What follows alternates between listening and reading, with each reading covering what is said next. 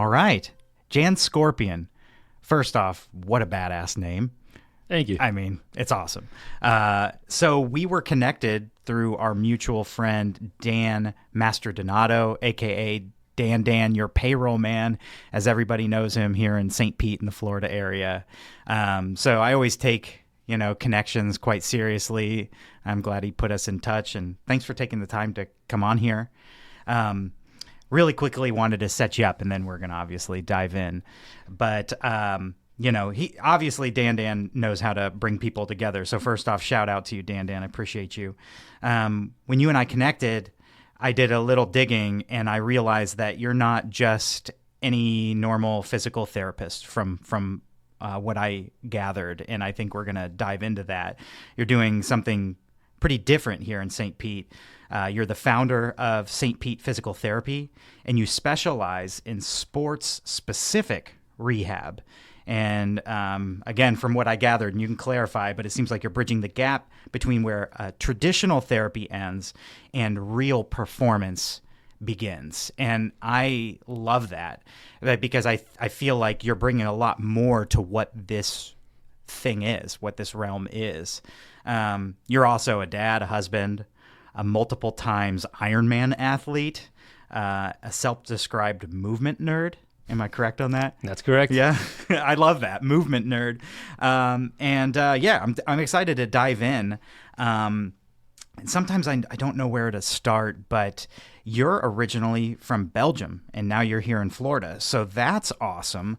I'd love to walk us through growing up in Belgium and how you ended up here, and then if somehow physical therapy was a reason for that or not, or we can dive into why physical therapy after that. But so take us back to Belgium. Sure. Well, thank you for having me here. It's a pleasure being here, and thank you very much for that. So yeah, I grew up in Belgium. My whole family is from Belgium, and my mother traced it back once to the 1700s, and everybody was from the low-lying countries, mainly Belgium, what's now also the Netherlands and Luxembourg. So it used to be all one territory. So I grew up there, and then it was mainly for my dad's work that we moved around. So my dad worked at Johnson & Johnson when I was 5, and I'm 40 now. So when I was 5, I lived in New Jersey for a year, then back to Belgium. When I was 10, I lived in just outside of Oxford in England for 3 years, and then back to Belgium. And then finally when I was 17, back to New Jersey again. And that was this is August of 2001 now. It's August 12th, 2001, exactly 1 month before 9/11 happened, that we moved to New Jersey again for my dad's work. So that was the summer before my senior year in high school. Did my senior year in high school in New Jersey, and then went off to college at Rutgers University, right, very close to where we lived. And then after I graduated there, I went to grad school at University of Miami, and that's what brought me to Florida, and that's 2006. Okay. So 2006, you land in Florida. Yeah. And through your studies, did you always know you wanted to do physical therapy? Were you doing like exercise science, or want to be a doctor? Or how did that transpire? As a kid in Belgium, the two main sports are soccer and cycling. So as a kid, as a young boy growing up, I always played soccer.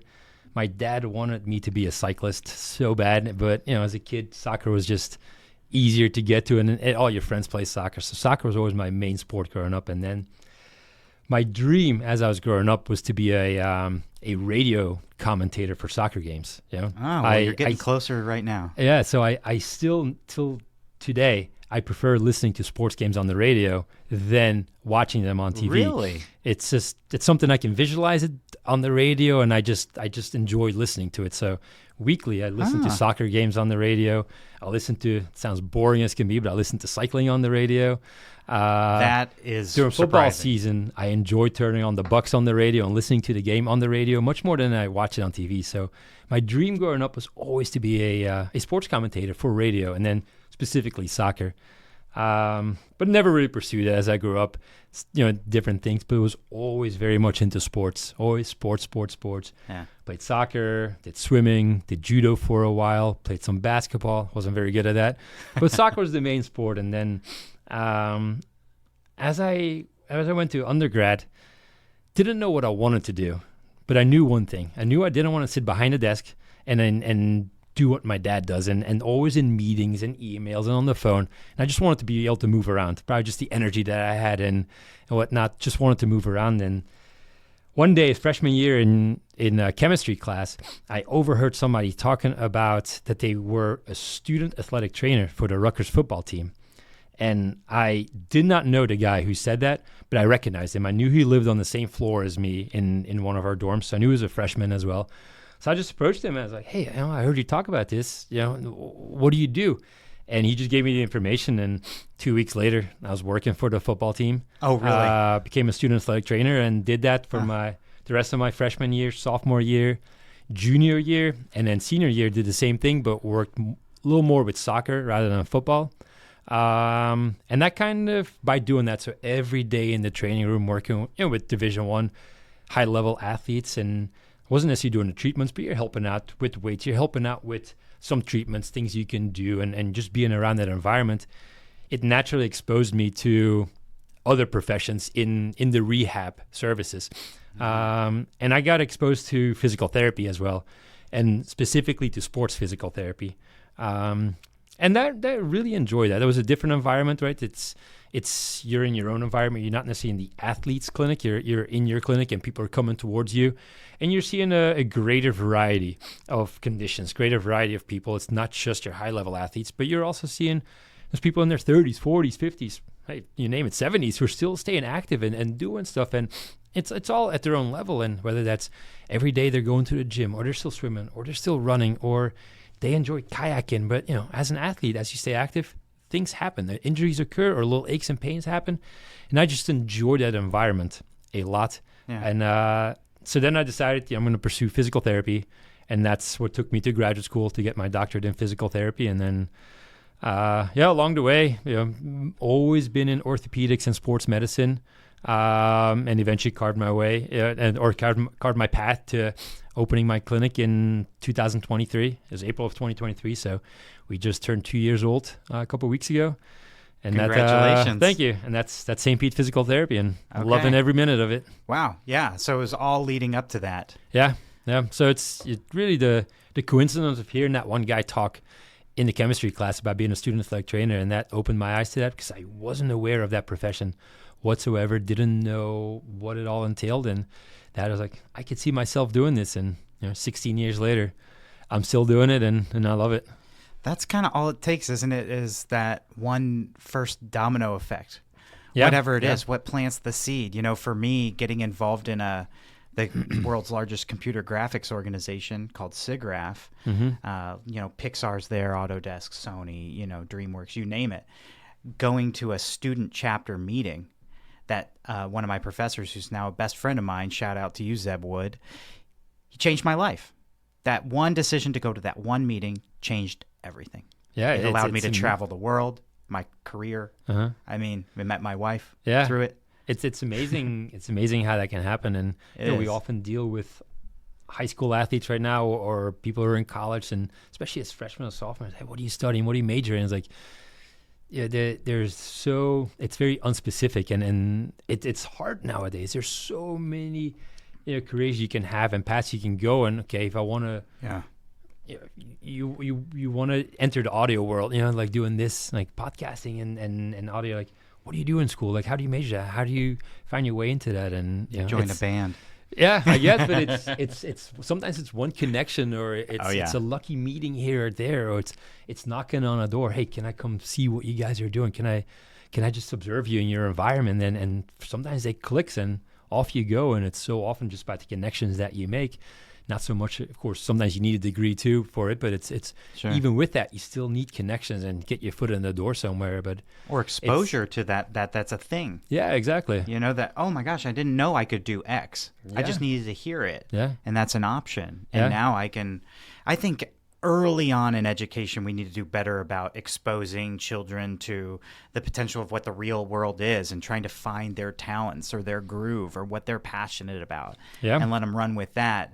We're very focused on like, okay, you got to go, you need to know all these things. And it's good to be well-rounded, but to an extent, it can be debilitating, I think. Absolutely. And I think, especially as technology keeps on progressing and there's just so many different careers out there, and you have so many people working from home and going into an office now. You don't know what people are doing anymore, and I find it fascinating, because I deal with patients on a daily basis. Just find it fascinating to learn what people are doing and kind of what we're talking about right now.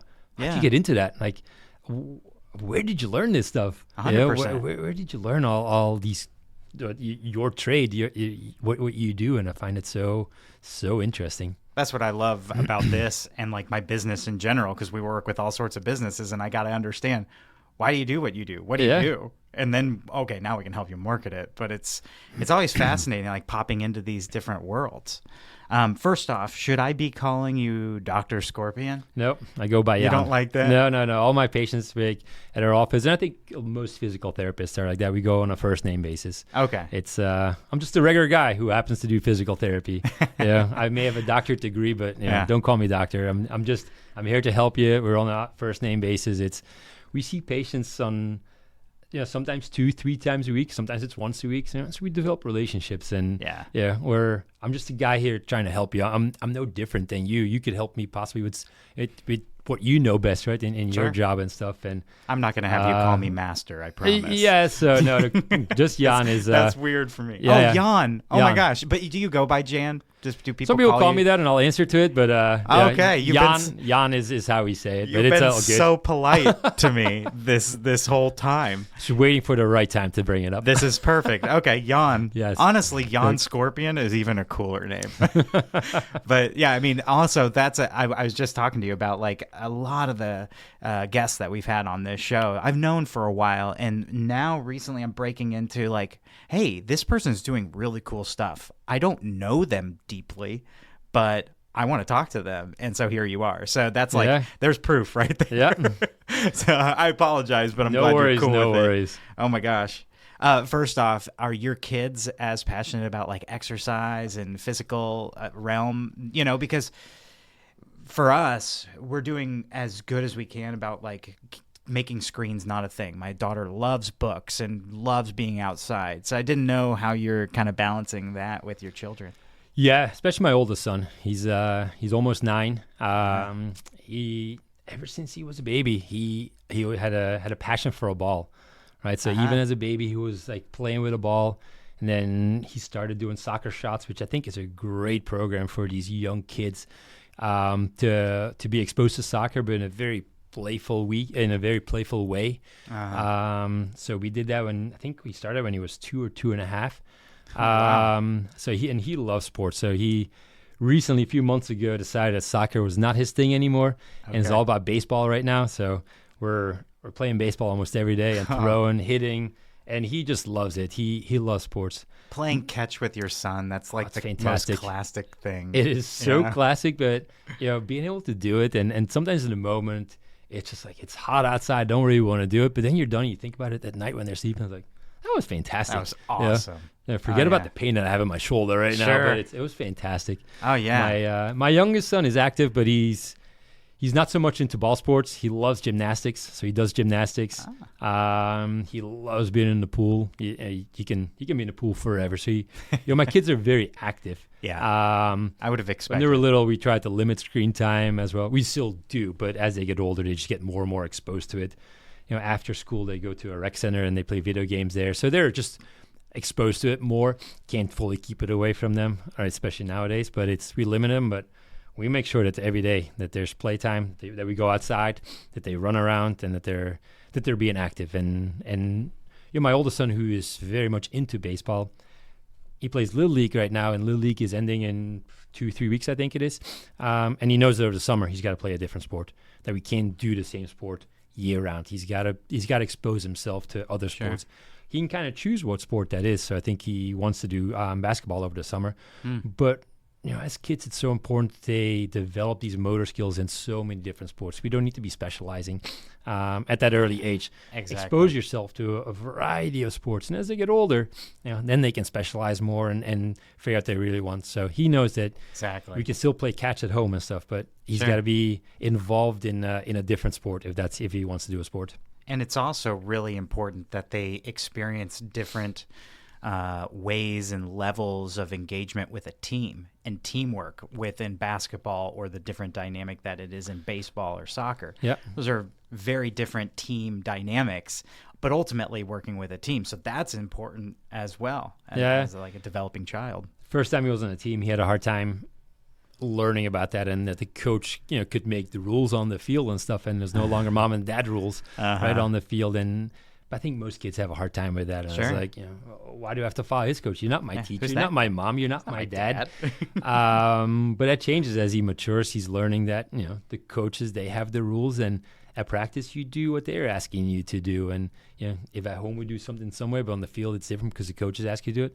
That's part of learning, right? That's as you grow up, you're going to have a boss. You're going to have to respond with coworkers and this, and you're going to have to be able to adjust. And from that point of view, I think team sports are a great way of learning, and almost to what you said earlier about the education, just exposing them to a real world situation, because you have to learn how to handle teammates. And even at that young age, you got to learn how to cooperate and communicate with one another. 100%. Yeah. So speaking of children, what's the age cutoff of people, customers you serve? The youngest that we have right now is an 8-year-old. Okay. She plays lacrosse. So it's an 8-year-old. So I'd say that is probably the youngest. We have one of our therapists. Name is Jen. Her training was a lot at Miami Children's Hospital, so in that pediatric sports world. So she is great with younger kids. Perfect. Like that. Okay, cool. But much younger like that is too difficult for us, because a lot of it has to be play as well, and we don't necessarily have the equipment to make it playtime in there. Yeah. And we also don't want to mix the really young ones with older people, or so older athletes and stuff, and then you tell an older athlete to go squat, but then the younger athlete just need a little more attention. So 8 is probably the youngest. Ideally, I would say 11, 12 and up. That's our ideal age target group and higher. Yeah. Who's your oldest? Our oldest is probably a guy in his 80s, 81, I think. He's still running marathons. He's still training. We have people who don't do sports, but that's what I was just about to ask. I think that's our oldest person. He's still running. It's not the same as he was 50 or 40 anymore, but he's still out there. He's running. His goal is still to qualify for Boston every year, so he loves it. So 2 things. Number 1, you definitely don't have to be an athlete to go to your practice. Correct. And get your help. Correct. Great. Okay. Number 2 is, do people come to you when they don't have a problem? Yes. Okay. Can you explain, then what you do? Because I imagine that no matter what you do, it's good for your body, and movement is good. Yeah. So to go back to your first question, you don't need to be an athlete to be in our facility. We don't discriminate against you if you're not an athlete or so, right? But where we focus and specialize in sports medicine, by that we mean a lot that we focus very much on movement-based physical therapy. So there's a lot of movement, right?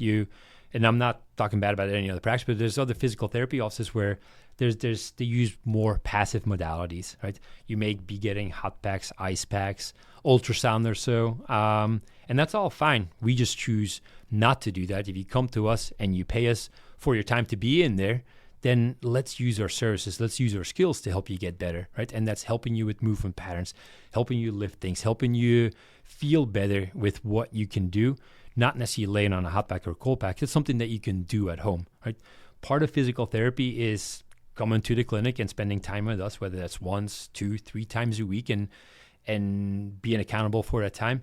Mm-hmm. But if you look at the big picture in a whole week, that's a really little amount of time, right? In the big picture of an entire week. So part of what physical therapy is also staying engaged at home and doing not necessarily the exact same things that we do in the clinic, and it doesn't have to be every single day.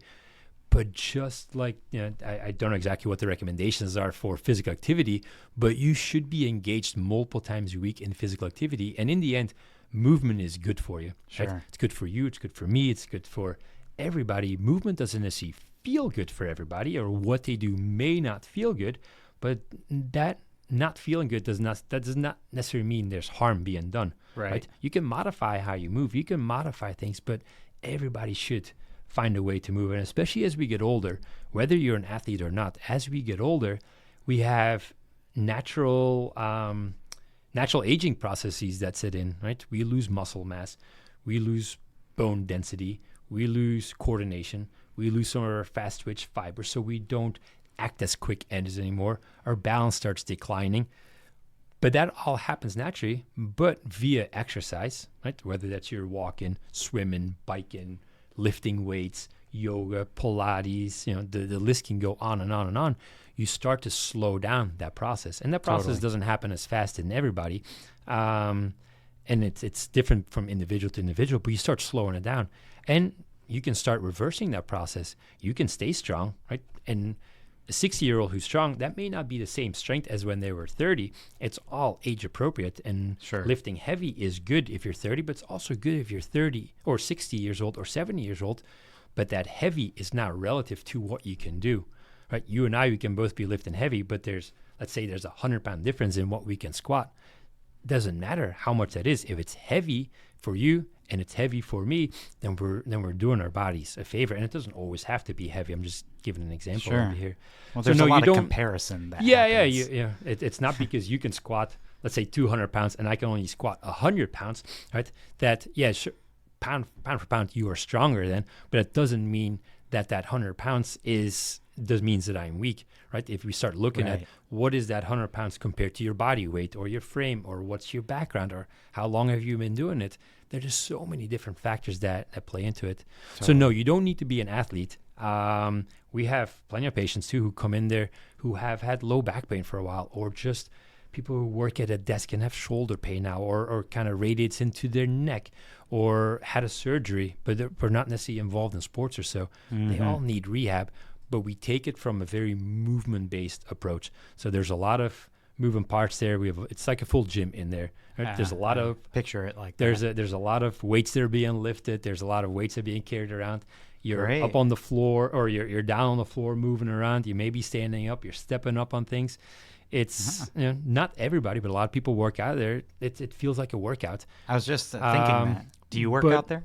Is that not anymore. It's too busy there right now. But that's a good thing. I used to work out there when it wasn't quite as busy. Yeah. And then to answer your second question, you don't need to have a problem to go see a physical therapist. So Florida, and I think almost every other state now, there's something that's called direct access. And what direct access means, in the end, that only means something to us as a physical therapist. What that means is that you, Josh, if you say, hey, I want to go see a physical therapist, you don't need a doctor's referral anymore. So back in the day, let's say 15, 20 years ago, to go see a physical therapist, you needed a doctor's referral. You had to go see a primary care physician, ortho, or so, and they had to write a script that says physical therapy for low back pain, or physical therapy for sciatica, or physical therapy for an ankle sprain.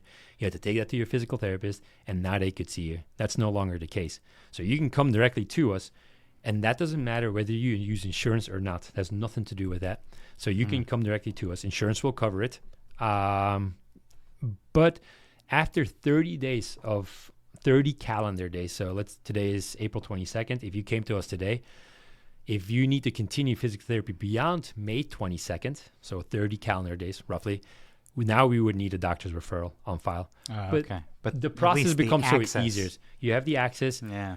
In the meantime, if you go see a doctor, great. Ask him for a referral. Or what we can do is we can send them a document. They sign it, counts as the referral. So the access to physical therapy has greatly improved for that. Now, a lot of people don't utilize our services for that. I don't have a problem. Why would I see a physical therapist? They don't think of us as a movement specialist to help prevent injuries, to strengthen conditioning. They just think of us as, I have shoulder pain. Now I should go see a primary care physician, and then I should go see a physical therapist. We're full-on orthopedic doctors. Hey, you're experts. We're orthopedic doctors of physical therapy. We're not medical doctors. We're doctors of physical therapy, but we can do full-on orthopedic examination. We can figure the same things out as you go to your primary care physician or your orthopedic doctor, and we can get treatment started right away. We also don't need to wait for an MRI or an X-ray or so, because what we don't do is we don't treat your MRI. We don't treat your X-ray. Obviously, if there's a broken bone, chances that you're going to come see us are very small. You're going to be in too much pain, right? Yeah. Or if you have an acute tear of a muscle, or let's say you were playing soccer last night, you tore your ACL, chances are that you come see us the next day are very small because it just doesn't feel right. You're going to see a doctor. But you're dealing with shoulder pain. It's been going on for 2 months or so, right? We don't need to see an MRI to get started. We treat your symptoms. We treat what you're telling us, and that's not going to do any harm to that shoulder.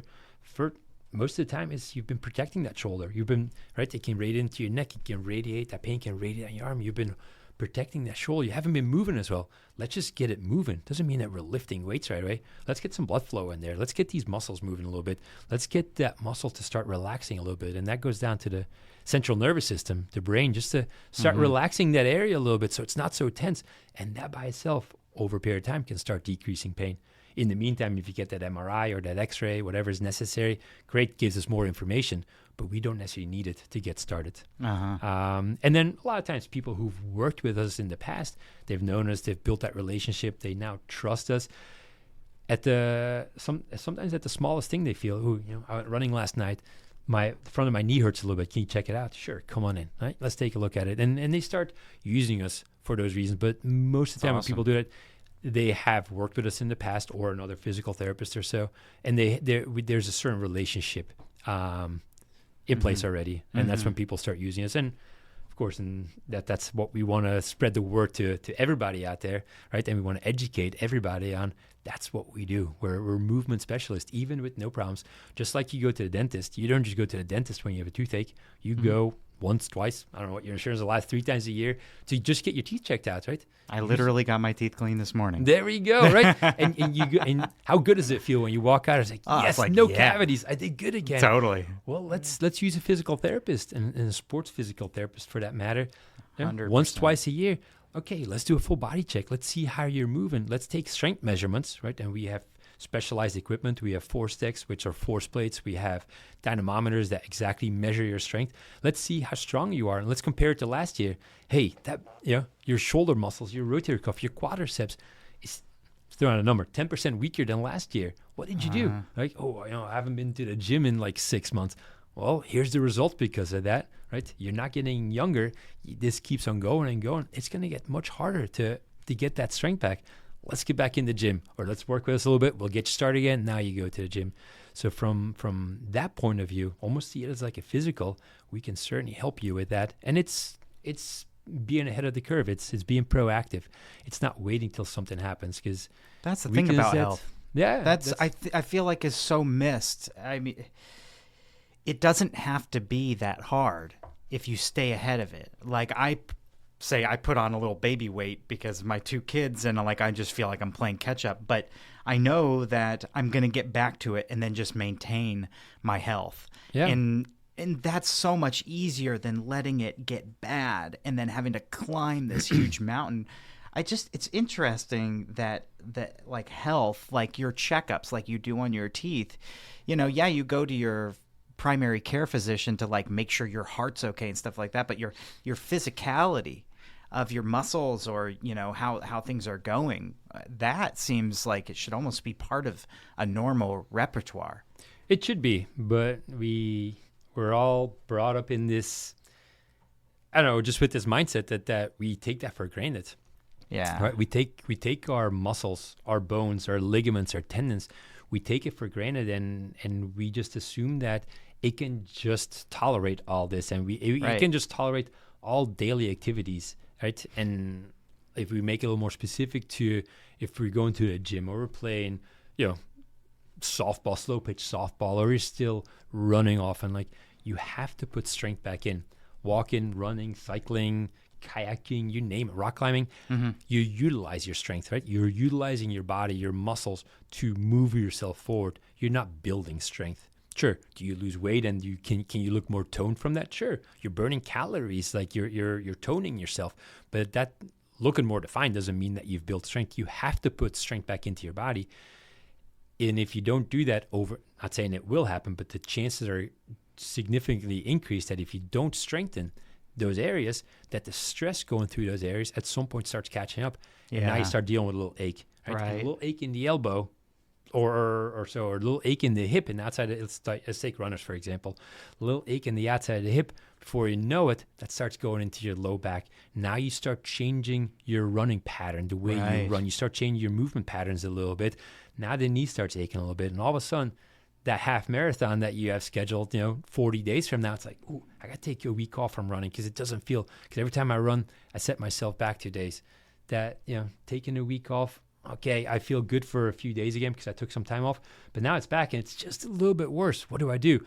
And all of a sudden, that marathon or the half marathon is getting closer and closer and closer. And like, hey, I'm not as trained as I should be. What do I do? I'm not feeling physically as fit. I don't have the confidence. What do I do? Mm-hmm. And doesn't mean that strength training that prevents that from happening, but you increase your chances of that not happening. Right? Absolutely. It's not a bulletproof system. Yeah, sure. When you do sports, when you're athletic, when you move a lot, when you do things, and it doesn't necessarily have to be sports. It could also be that you have a physically demanding job, right? You're doing manual labor and stuff. We're creatures of habit. If we do the same thing over and over and over and over again, the chances that the body will start aching at some point significantly increases. And body is smart. The body will change its way because of pain. It will kind of move around it. Yeah. But the stress is there. It's going to put stress in a different area of the body that's just not as accustomed to that stress. Before you know it, that area starts aching a little bit, and it keeps shifting. And all of a sudden, it's like, I can't do what I love to do anymore. I have a hard time at work, or every time I get home from work, my back hurts. Okay, let's be ahead of that curve, right? Yeah. Let's try to be preventative. And proactive. And that's proactive, huge. and that just... So going back to your initial question, we grew up with this mindset, like our body, our bones and our tendons, our ligaments, our muscles, we just take it for granted and you just keep on doing the same thing. Right. But we don't do that with anything else in our body. Yeah. We don't. Yeah. Right? We get checkups for our skin, for our teeth, for our eyes, for our intestines, for our heart. At some, not all as a kid, but as you get older, you do all these things. But who checks your bones? Who checks your muscles? Right. Nobody. Those are cells. That's where physical therapists come into place. Yes, it's living tissue. Yeah, and exactly. It's moving. ups and downs. Absolutely. It's all just atoms. That just a different density or a different kind of atom, but it's all dynamic and changing over time. Absolutely. So that's our big message out there, and not just St. Pete Physical Therapy. I think the American Physical Therapy Association, all the physical therapists out there, they're really advocating for what we do on a daily basis. That's what we do, and I think we're all out there trying to educate the general public to know exactly what a physical therapist does. Yeah, it's clear. I think there needs to be more of that, because if people are more aware, I don't know, it doesn't have to be so hard on them in the future. You don't let that evolve into an issue. You just stay ahead of it, and you're going to feel better. I want to go back to your, strengthening your body. And I also think that part of exercise is strengthening your mind. Like for me, okay, I'm going to go 5 miles, and I'm not going to go 4. I'm going to go 5 because I dedicated and said I'm going to do that, and I'm going to follow through with it. And so for my mindset, that's healthy because I set out a goal, I accomplished it, and not only do I feel good in my body, I feel good in my mind because I did what I said I was going to do and accomplished something. So there's so many repercussions to that. Plus you're getting oxygen to your brain more than just sitting here like we're doing now. Yeah. And now I'm thinking clear too. So this domino effect of all of this positive repercussions from doing a 30-minute activity potentially, or an hour run. Yeah. It's huge. And it's the endorphins that get released, and right. And there's just so many positive benefits, and nobody's ever complained for being strong or being able to move very well, right? Yeah. People complain for not being strong enough or not being able to move well, but you got to start somewhere, and sometimes getting started is the hardest part, right? It doesn't feel good. Your body's talking back. You're breaking up that equilibrium of the body. The body likes to take the path of least resistance, and sometimes that's what I was wondering. That's not movement, or that's a change in movement pattern, something that's biomechanically what the body thinks is easier, but just not as efficient in moving. And sometimes it's working harder, not smarter. Just like with anything else, but you got to start somewhere, and it's like you mentioned, it's so important that you just keep on doing it. Right. Entropy is a real thing. Yeah. Yeah. All right. Don't go anywhere. We'll be right back after this quick break. Are you ready to escape the hustle and bustle of the city and experience a taste of old Florida? Welcome to Sunburst RV Resort, your oasis nestled in tranquil woods and surrounded by picturesque farmland. At Sunburst, we offer modern amenities with a touch of rustic charm. Enjoy our 2 pools, our clubhouse, our game room. It's perfect for families and winter guests seeking refuge from everyday life. With full RV sites and hookups, cozy cabins, and spacious tent sites, there's something for everyone. Whether you're a snowbird seeking solace or a family looking for summer fun, Sunburst is your destination for peace, quiet, and country living. And the best part? We're just an easy country hour away from beautiful beaches and a few minutes away from the majestic Blackwater River. Explore nearby quaint towns, indulge in some shopping, and savor delicious meals at local restaurants just a scenic drive away. Escape to Sunburst RV Resort and make memories that'll last a lifetime. Book your stay now and experience the beauty of old Florida. We're back. Thanks for sticking with us. Now back to the conversation. I guess you kind of already answered the question, because I'm, wondering what are the biggest blockages that you notice, for people listening who, man, I just can't get off the couch, or like I can't get motivated. I know I need to do it in my heart and my mind, and my body is telling me I need to go for a run or swim or walk or do something. Why do people not do it? I think comfort. Yeah. Right, and a lot of people have a difficult time stepping outside of their comfort zone, and that's just not just with exercise, but that's with many different things. But in general, but we keep it specific to exercise. It's stepping outside that comfort zone. Fear of failure, I think too. Right, like you mentioned, hey, I'm going to run 5 miles. If you've been training, then you can run 5 miles. But if you haven't been training, or you've only been training to run a mile or so, 5 miles is a big task, right? And you have to slowly build up to that. And a lot of people also don't know how to build up. Like, I was a runner 10 years ago, but I haven't really ran in the last 10 years. I could run, back then I could run a half marathon, no problem. Running 5 miles right now is not like running 5 miles back then. Like, sure. Your body, it's not like your body's completely forgotten how to do it, but your muscles, your joints, nothing is accustomed to that loading pattern anymore. Mm-hmm. Your body has learned to not load up that way, and it's used to other things now. So you have to slowly build back up, and a lot of people don't know how to build that up. It's like, it took 3 weeks and I was back to 5 miles. Great, you maybe feel good now, but you keep doing that.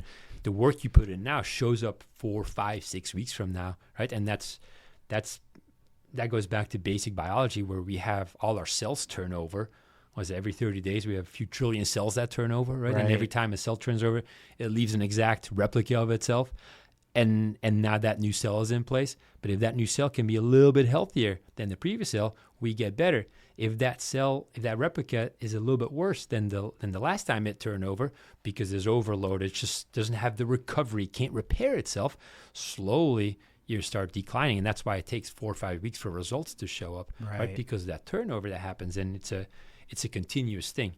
And then people, I think the other thing is going along with that is we live in this world where we want instant results. Yeah. If I do something now, I want to see results tomorrow. Totally. And unfortunately, with the body, that's not the case. Right? If you're dealing with, let's say, tennis elbow, right, pain on the outside of the elbow, and it bothers you, if I give you ibuprofen and it takes the pain away in the next hour, you're going to be a happy guy, right? So, this is great, right? If you go to therapy, that's going to take you a few weeks before that feels better, right? There's some research shows that tennis elbow, it can take more than 6 months before that's fully healed. Like, nobody wants to think about that. It's like 6 months of doing this, 6 months of like dealing with this. Okay, we also can't keep living on ibuprofen. Yeah, it's long term. So we want these instant results. Yeah, and with the body, to repair the body in a natural way, that just doesn't happen. Right? To build strength, or to improve mobility, or to move better, or improve flexibility, or so, or decrease pain with what we do, that doesn't happen instantly. Yeah. But people want instant results. So I think that's another thing, the daunting task of like, oh my God. Yeah, I have to wait sometimes months for this to happen. Like, I just want to. Sometimes we have people who just choose for a surgery that may not be necessary, without the realization, and it could be the right move, the surgery, but without the realization that after surgery, now you're gonna need months of therapy as well. The surgery kind of just put something back together. It's Right. you know, sew something back together or connect something again, kind of glues it back together or replaces something like a joint replacement. But you need months of therapy There's after work to do. to get everything moving again. It's not just the pain is gone. I don't have surgery. Pain is never gone. There's always more pain, right? But it's that initial pain that you had, that's different pain now. It's more surgical pain. But everything else has to still start moving again. And if you don't take care of that, the reason why I had surgery, it's very likely to all come back. Yeah. I mean, you nailed it. But the thing is, it's a mindset for that preconceived notion of psyching yourself out to not doing it, because there are ways of instant gratification in the moment, like we talked about earlier. Wow, I just feel better. Like after a run, I'm like, whew, I feel great. Yeah, my belly fat is still not flat yet. Yeah. But I feel better, and I know that I'm getting better. Yeah. My brain is fueled with more oxygen, you know. Yep. I'm thinking clear in the moment. Maybe if I go outside, now I've spent an hour in nature. Yep. There are instantaneous things, but it's looking at that whole big picture. The long term is more of a daunting task. And that's, of course, what we try to create as well with, mentioned earlier, with the endorphins that get released with exercise and movement. And again, let's go back to the tennis elbow. We may do soft tissue work on there, right? That hurts in the moment, but afterwards, we got some blood moving. We got some of those toxins out of there. It does feel better. Dry needling can be super helpful in What's that. dry needling? Dry needling is very similar to acupuncture, except as physical therapists, we can't claim that we do acupuncture. So it's dry needling, and there's crossover with acupuncture, but it's not the same as acupuncture. Sometimes we will use acupressure points to stick needles in. Sometimes we go directly into muscle to help release trigger points or stiffness in the muscle. And in the end, it's to improve energy in the body. It's to improve blood flow. So dry needling is specific for orthopedic conditions. Let's say for your tennis elbow, not the outside of the elbow, there's muscles. What it is really is the forearm muscles, the extensors of your wrist. They all attach there, and there's an overload in the tendon where the tendon attaches to the bone and the area gets irritated. So we stick needles directly into that muscle. We stimulate that muscle. There's the pain modulating effect going on.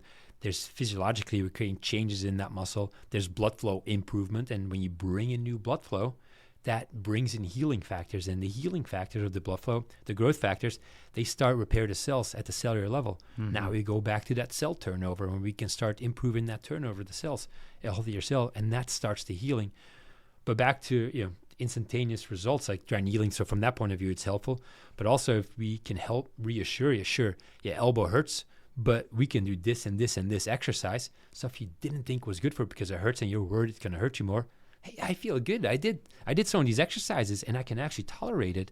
And gradually you do a little bit more and you start changing the perception of the brain, how the brain is perceiving that area. It's like, hey, you know what, these rows that I was doing or this lift that I was doing, it hurts me 50% less than 2 weeks ago.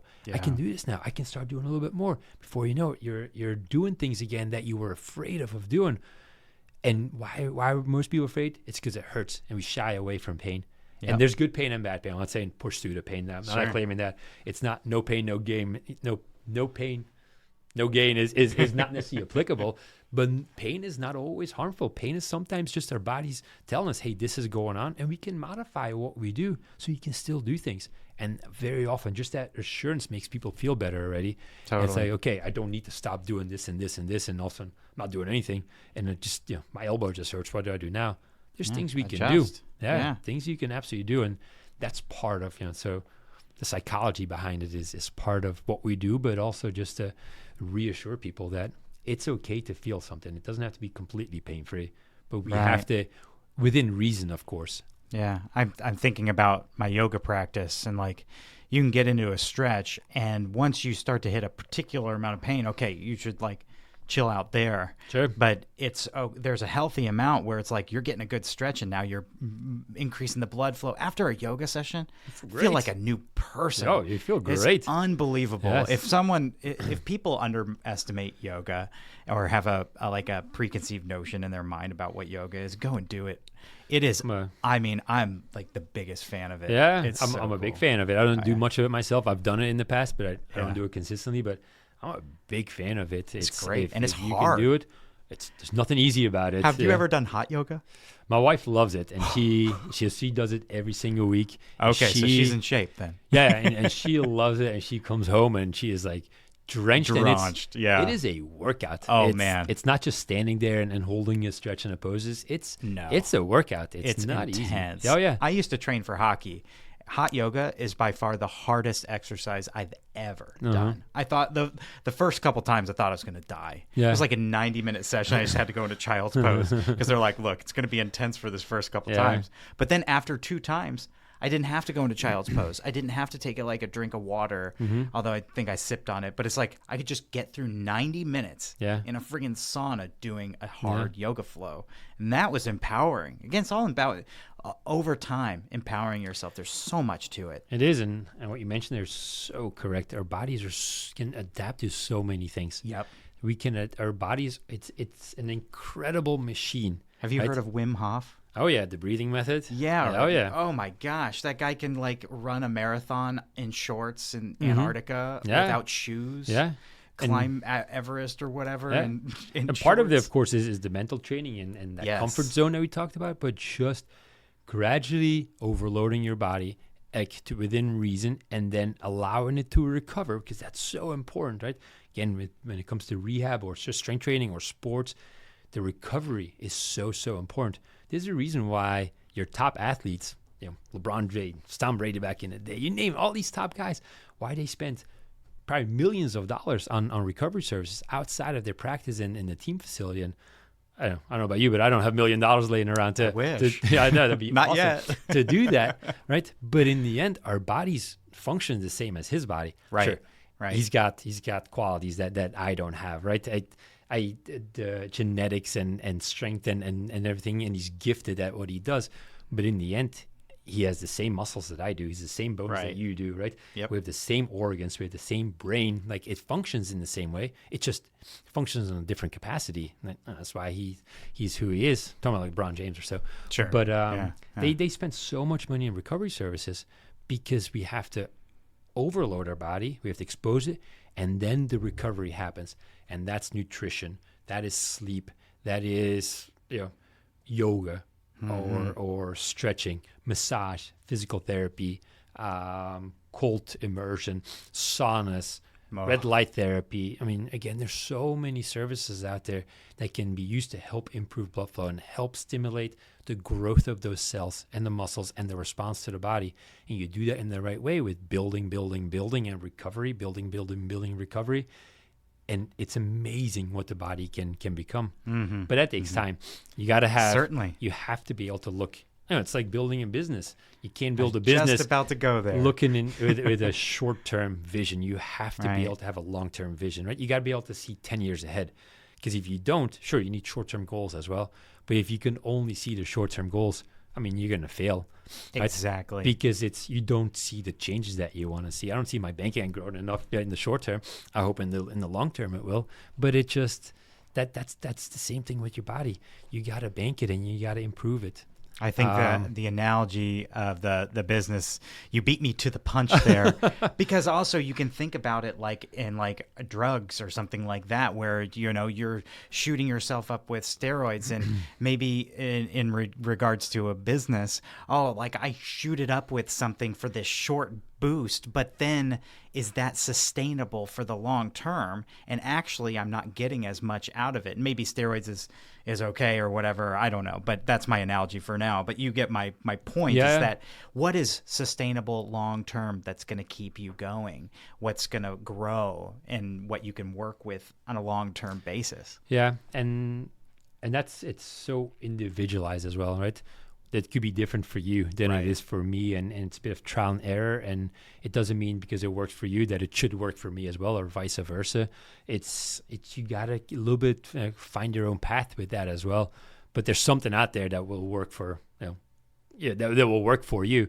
It's just a matter of what is it, and finding and not being afraid of looking for that and seeing what it is.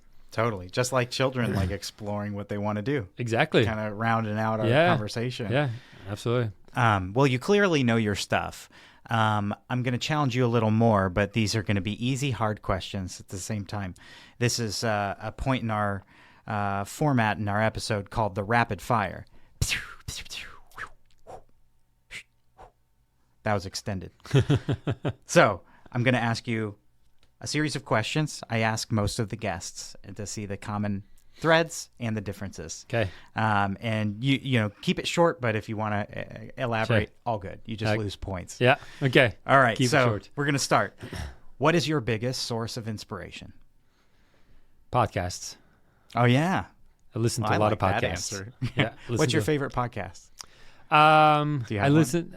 They're physical therapy specific. Oh, yeah? Podcasts. Cool. So you nerd out.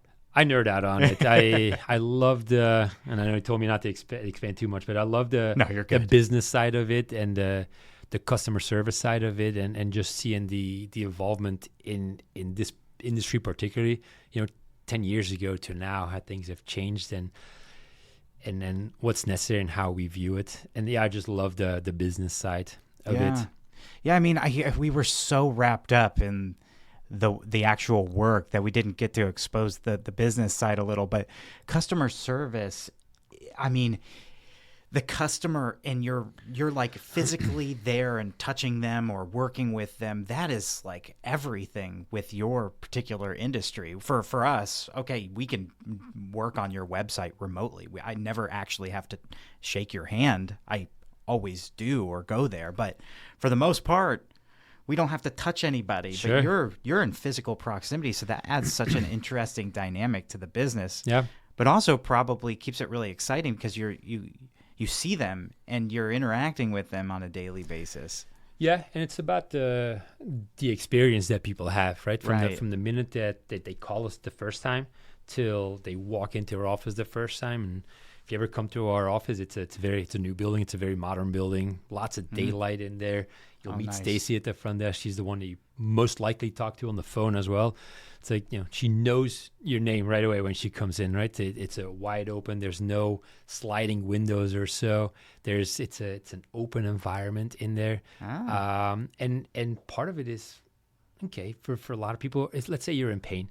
To come to physical therapy, it's not the most fun experience. Like you're going to be a little uncomfortable. You have to do stuff. Right. And with the hopes that in the long run that does make you feel better. So let's make that experience that there, 45 minutes, hour and 15 minutes that you're in there, that you get everything out of it that you want, right? Sure. I think all 4 therapists that work there, plus Stacy at the front office there, we all know you. Like most of us know you on a personal level because we see you so often. We know about your kids, we know about your dogs, we know about your husband or wife, we know what you do, right? And we know whose team that you're rooting for. We do weekly challenges in there where a lot of our patients participate in a challenge and that we do, and there's always a prize. Last week, it was Easter last week, so we did an Easter egg hunt. Right? There's 24 eggs hitting around the clinic, and the person that found the number 24 egg won a big prize, like things like that. But it keeps people engaged, totally. right? And it's more than just, okay, I'm going to go there, I'm going to do some exercise, I'm going to go home. No, it's a bigger experience. That's huge. So that's what it's about. I think most people walk out of there like feeling happy, feeling this was pleasant. This was a good experience, and that shows up too in the amount of patients that keep coming back and the word of mouth referrals and stuff, because it's more than just physical therapy. It's the whole experience that's in there. That's essential, no matter what the business is. But especially with someone who, I mean, you had kind of explained it. A lot of people are going through a rough time. Like, I just had surgery on my shoulder, and that sucks. I didn't want that, but now I have to get better. But you can make it a better experience throughout that journey. That's huge. That's what we try to do. That's empowering for them. That's got to feel good for you. It feels good for us, and especially when we see the progress and stuff. But in the end, we do it with a passion to get the injured person back to doing what they want to do, and that's our job is not complete until you've reached your goals, and your goals are not just, I want to be able to move my arm again. No, there's always I want to be able to play baseball again, or be able to throw a ball with my son, or we were talking about it before, like playing catch with my son or daughter or so, or be able to go swim again, or I need to lift equipment overhead for work, or whatever it may be. Our job is not done until you're doing those things, until you feel like, I can live my life normal again. I can do the things I want to do again. And That's that awesome. goes to what you started the conversation with. Like, we're bridging that gap between traditional physical therapy and performance, and that's exactly where we fit in. It's relatively, I'm not saying it's easy, but it's relatively easy, just like with a lot of things, to gain your first 80%, right? You can get there pretty quick with work, and some it takes a little longer and whatnot, but the last 20% is often the hardest. It takes more and more work to get one extra percentage point of improvement. And that's exactly where I see us as sports and performance physical therapists fitting in that last 20%. A lot of times when you've been cut off, or it's been like, okay, you're fine now. No, not now, work with us. Let's get you back to what you're doing, where you want to go. Because Right. that is sometimes the hardest, or very often actually the hardest part of the rehab. And that's the most difficult part of rehab too, because you're better, but you can't do the things you want to do yet, and it's Right. frustrating to you as the patient, right? And it's getting that reassurance that you'll get there, and finding different ways of doing it, and progressively overloading it and the recovery. Yeah. That last 20% is huge in general. I think in Yeah. life, Yeah. like committing to something, whether it be the work that we do, or setting a goal.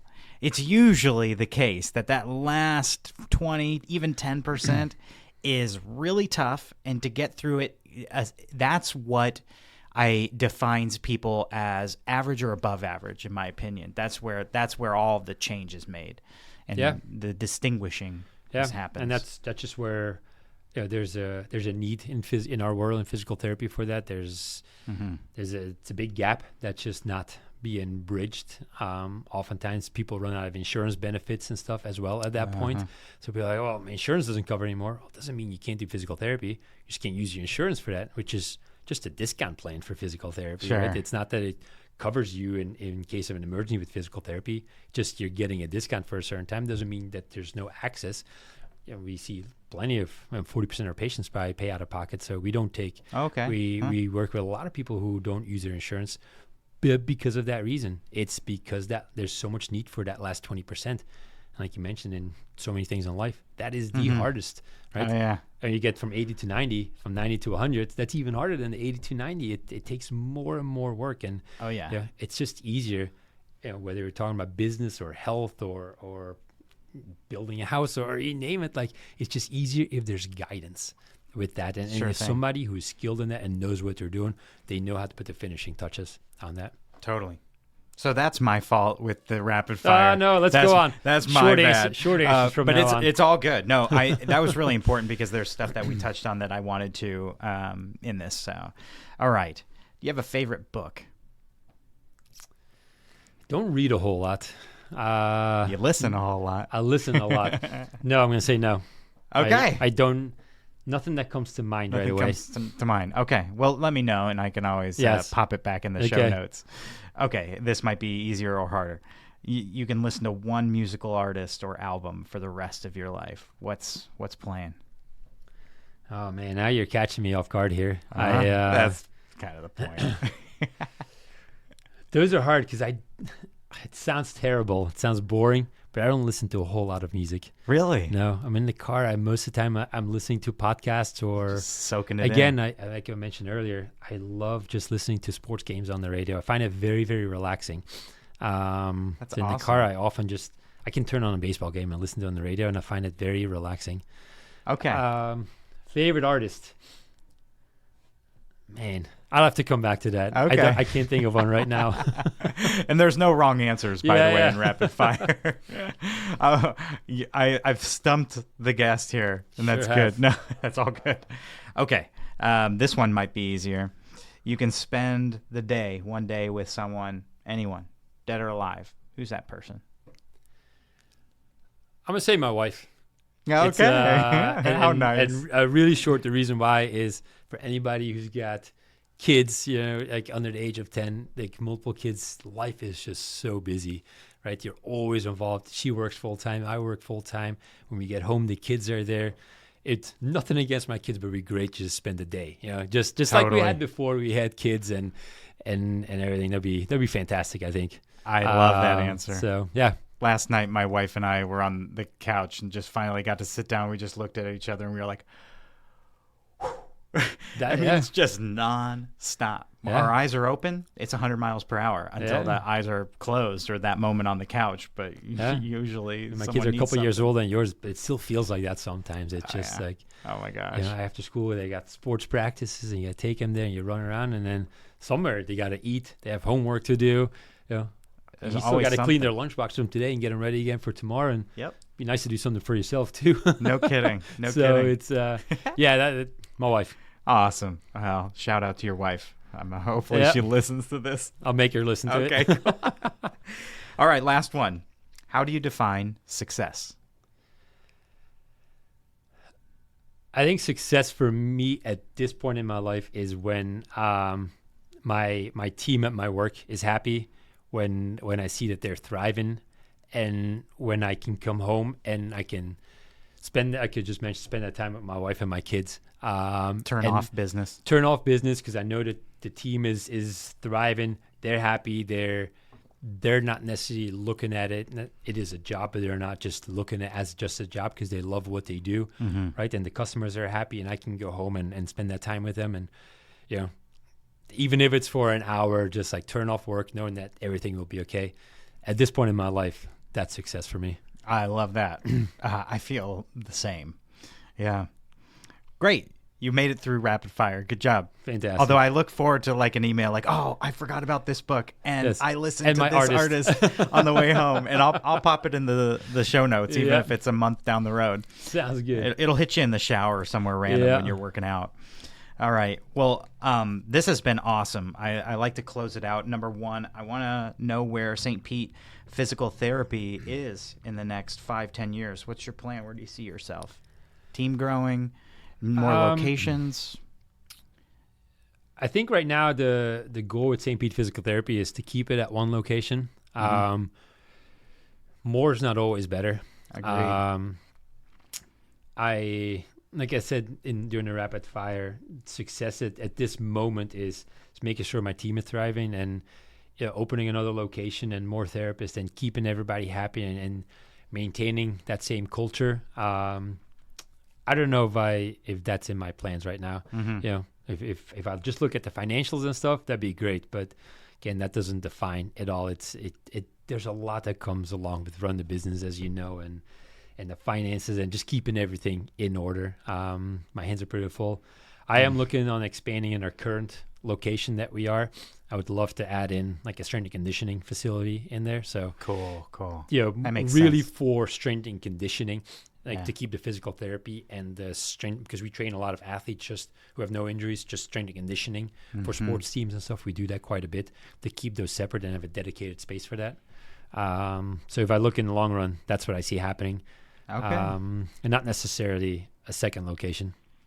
Love that. I agree with you. I'm very big on scaling appropriately and doing what's right for like our goals. I don't want to be a Google or Apple size at all, or even medium size, because medium size, like small business is up to, I think like 100 employees or something. That's not small. Yeah. But I agree with you. A good example is this morning, she was done and she pulled me aside real quick, and it was fairly busy in the clinic this morning. And she's like, Jan, don't forget about your mission and your vision statement. She's like, the reason you opened the clinic is to provide better care to people and to really help people, not to see more people in here. And and a customer said that of you? Yeah. And then she said it in a constructive way. It was just busy in there, right? Oh, wow. And she's like, and it was really good actually. Like in the moment, I was like, oh, it's great, it's busy in here and stuff, and everything went well. But in the moment, I was like, okay, you're right. I gotta keep my eye on what I set out to do and not get carried away with more and more and more and more. Certainly. As I get older, I learn more and more. More is not better. Sometimes Definitely. less is more, and I get more joy out of that. I couldn't agree with you more. I love that. That's cool that you got that direct reminder from someone. What is your mission statement? Our mission statement is to be the premier sports physical therapy provider here in St. Pete, right? And just help the people in our community, like touch as many people in our community as possible and help them live just a healthier life.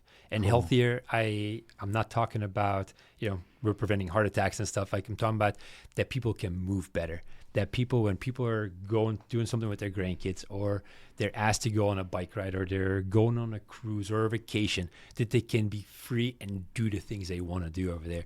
That they're not, we're going hiking in the mountains. I can't go because my back is hurting too much. My knee is hurting too much. I can't do it. That's what we want to. That's where we want to empower people to have the tools and feel better, and that's our mission statement: is just have a healthier community. And St. Pete is a great community. There's so many active people, right? You go to downtown St. Pete, the amount of people you see running along the water there and exercising, and every gym that you see, it's packed, and these workout facilities are all packed. There's so many active people in here. Yeah. But there's also a lot of people who are afraid of that and are not doing that. And sure. Let's get you to whatever degrees that you can do it, right? I'm not saying that you have to be out there and being a crazy athlete, but let's get you moving again. And that's our mission statement. I love that. Very cool. So last thing, and then I'll let you say how people can connect with you.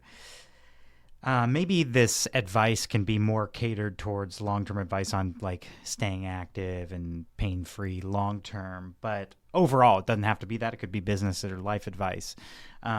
Anybody who's listening, young or old, in pain, not in pain, in shape, out of shape, what's your biggest piece of advice you want to leave people with? Start moving. Move. It's just motion is lotion. That's great. It's an old saying, and it's been abused, that saying and whatnot. I've never heard that. It is, motion is lotion. It's good for you. If you're aching somewhere, don't protect it. Maybe in the beginning, right? Let's say I fall on your shoulder and it hurts. Sure, let the body do its natural process, but don't hold it still for the next 7 days. Start moving it, and there's ways you can move it.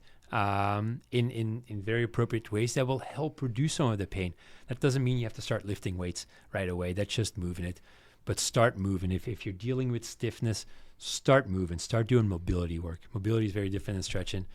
If you need help with it, give us a call. I can explain further to you. But love that. Yes, movement is key to, if you're young or old, movement is just key. There's so many health benefits that come along with it, and movement come in such a variety of forms, right? There's just so many ways of movement, but just start moving.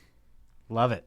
That's great. Hopefully people feel pumped up and inspired, or are even listening to this on their run or walk or hike or whatever they're doing. I know I like to listen to podcasts while I'm running. Well, you had mentioned, just call you. So what is the best way for people to connect with you? Even if they're out of state, maybe they just want to stay in touch and be inspired by what you're doing. Best way to connect with us is via our website. It's stpetept.com. On there, you can very easy to find a form. Just put in your information. We'll get it, and we will call you right back. Other ways are you can call us on our number directly, or we're on Facebook, Instagram.